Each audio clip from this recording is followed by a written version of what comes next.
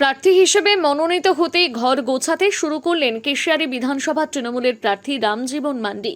বুধবার তৃণমূল প্রার্থী কেশিয়ারি পৌঁছে প্রথম একপ্রস্ত দলীয় নেতা কর্মীদের সঙ্গে বৈঠক করলেন। অপরদিকে ব্লক তৃণমূলের নেতারা দলের প্রার্থীকে উষ্ণ অভ্যর্থনা জানান। এদিন কর্মসূচির শুরুতে পশ্চিম মেদিনীপুর জেলার সাধারণ সম্পাদক ফটিক রঞ্জন পাহাড়ি কেশিয়ারি ব্লক তৃণমূল কংগ্রেস কার্যালয়ে উপস্থিত হন। তিনি প্রথমেই কার্যালয়ে অবস্থিত মা কালীর মূর্তিতে পুজো দিয়ে দিনটির শুভ সূচনা করেন। এরপরে শুরু হয় প্রার্থী পরিচিতি ও সংবর্ধনা পর্ব। ব্লক কার্যালয়ে আয়োজিত এই সভায় সমস্ত অঞ্চলের সভাপতি ও পদাধিকারীদের সামনে নিজের ব্যক্তিগত জীবন এবং রাজনীতিতে আসার প্রেক্ষাপট তুলে ধরেন রামজীবন মান্ডি। কর্মীদের মনোবল বাড়িয়ে তিনি জানান, কেশিয়ারি তার কাছে কোনো নতুন জায়গা নয়। বিগত 2021-এর বিধানসভা নির্বাচন, পঞ্চায়েত নির্বাচন এবং লোকসভা নির্বাচনেও তিনি দলের হয়ে এই এলাকায় টানা প্রচার চালিয়েছেন। ফলে এখানকার ভৌগোলিক পরিস্থিতি থেকে শুরু করে রাজনৈতিক সমীকরণ সবই তার নখদর্পণে রয়েছে। পরিচিতি পর্ব শেষ হওয়ার পর আগামী নির্বাচনে জয়ের লক্ষ্যে একটি রুদ্ধদ্বার বৈঠক অনুষ্ঠিত হয়। তৃণমূলের লক্ষ্য যে এবার কেশিয়ারিতে বড় ব্যবধানে জয় লাভ করা, তা স্পষ্ট করে দিয়েছেন উপস্থিত নেতৃত্বরা। এই বৈঠকে আগামী দিনে ব্লক ও অঞ্চল স্তরে কিভাবে প্রচার চালানো হবে এবং সাধারণ মানুষের কাছে উন্নয়নের খতিয়ান পৌঁছে দেওয়া হবে, সেই সংক্রান্ত রণকৌশল তৈরি করা হয়। এদিনের কর্মসূচি শেষে জেলার সাধারণ সম্পাদক ফটিক রঞ্জন পাহাড়ি সংবাদ মাধ্যমকে জানান, রামজীবন মান্ডি এই মাটিরই লোক এবং এলাকায় তার গ্রহণযোগ্যতা প্রচুর। দল ঐক্যবদ্ধভাবে লড়াই করবে এবং কেশিয়ারি বিধানসভা কেন্দ্র থেকে তৃণমূল কংগ্রেসের প্রার্থী বিপুল ভোটে জয়যুক্ত হবেন বলে তিনি দৃঢ় প্রত্যয় ব্যক্ত করেন। কেশিয়ারি থেকে রাহুল দের রিপোর্ট, সানন্দা নিউজ। দল আমাকে প্রার্থী করেছে, নামটা হচ্ছে নিমিত্ত মাত্র। প্রার্থী কিন্তু হচ্ছে আমাদের দিদি মমতা বন্দ্যোপাধ্যায় এবং সেনাপতি হচ্ছে অভিষেক বন্দ্যোপাধ্যায়।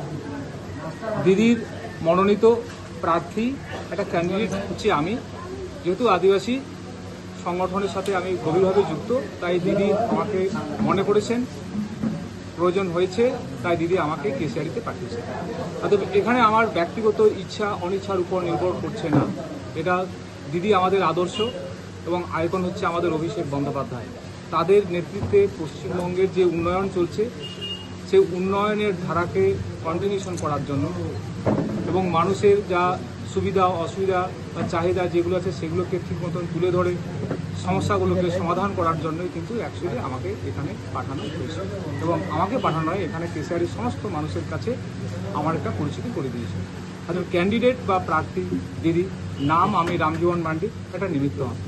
বিজেপি হচ্ছে আমাদের এই রাজ্যে বা আমাদের দেশে, তাদের বোঝা উচিত বিজেপির যে আদর্শ, বিজেপির যে নীতি, সেগুলো সম্পূর্ণ হচ্ছে আমাদের আদিবাসী সমাজের পরিপন্থী, ইসলাম সোসাইটির পরিপন্থী, সংখ্যালঘু খ্রিস্টান সোসাইটির সবগুলো পরিপন্থী।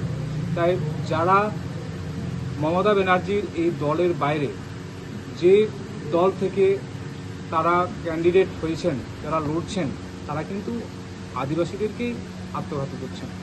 কারণ এই মুহূর্তে আমরা যতটুকু জানি, সাংবিধানিক নিয়ম নীতি অনুসারে কেন্দ্রের যে সরকার আছে তার যে নিয়ম নীতি আদিবাসী সম্পূর্ণ পরিপন্থী। বিশেষ করে এই যে আজকে রামজীবন মান্ডি এসটি একটা কোটাতে এসছে, এই কোটা সিস্টেমটাই কিন্তু ওই সরকার উঠাতে চাইছে। অর্থাৎ আমার যে অস্তিত্ব আদিবাসী, সে অস্তিত্বই থাকে না। তাহলে আমার যে ধর্ম, আমার যে কর্ম, আমার যে ইতিহাস, আমার যে ঐতিহ্য, সেটাকে কিন্তু ওই সরকার ছলে বলে কৌশলেও ওটাকে ধূলিসাৎ করতে চাইছে। তো সেই দলের যে আমার ধর্মটাকে, যে আমার সমাজকে, যে আমার আদিবাসী ঐতিহ্যকে, ইতিহাসকে যারা নির্মূল করতে চাইছে, সেই দলে যদি কেউ প্রার্থী হয়, তাদের মতন আর তাদের রাজনীতি করাই উচিত। তাদেরকে কেউ ভোটও দেবে না, তাদের কেউ সমর্থনই করবে না, এটা ন্যূনতম বোঝা উচিত। কালকেই নাম ঘোষণা হয়েছে, আজকে কেশিয়ারিতে প্রবেশ, কেমন উচ্ছ্বাস দেখতে পাচ্ছি? আমার কেশিয়ারিতে আজকে প্রবেশ নয়। কেশিয়ারিতে আমি 21 সালের নির্বাচনে, 23 সালের নির্বাচনে, 24 সালের নির্বাচনে আমি এখানে কিন্তু আমার যে শিক্ষক সংগঠন, আমার যে এসটি সেল যারা আছে, তাদের সাথে আমরা কাঁধে কাঁধ মিলে কেশিয়ারিতে প্রতিটি অঞ্চল, প্রতিটি বুথ, প্রতিটি গ্রামে আমরা কিন্তু এখানে নির্বাচন করেছি। অর্থাৎ কেশিয়ারিটা আমার নতুন কিছু নয়, কেশিয়ারি আমার অনেক পুরনো। আমি শিক্ষকতা করি, আমি জাতীয় এবং আন্তর্জাতিক ক্ষেত্রে আমি খেলাধুলো করেছি, আমার নিজস্ব লেখালেখি, বইপত্র লেখালেখিও আছে।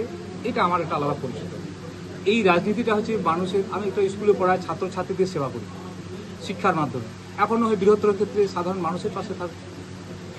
আর যেহেতু এসটি আদিবাসী এই এলাকায় আছে, দিদি হয়তো মনে করেছেন আমাকে যে এই লোকটাকে বা এই ছেলেটাকে যদি কেশিয়ারিতে দাঁড় করা যায় তাহলে কেশিয়ারির যে আদিবাসী মানুষগুলো সমস্ত মানুষই থাকবে, কিন্তু এখানে যেহেতু এসটিরা সংখ্যায় বেশি আছে তাদের হয়তো কাজে লাগতে পারে, তো সেই জন্য আমি এখানে এসেছি।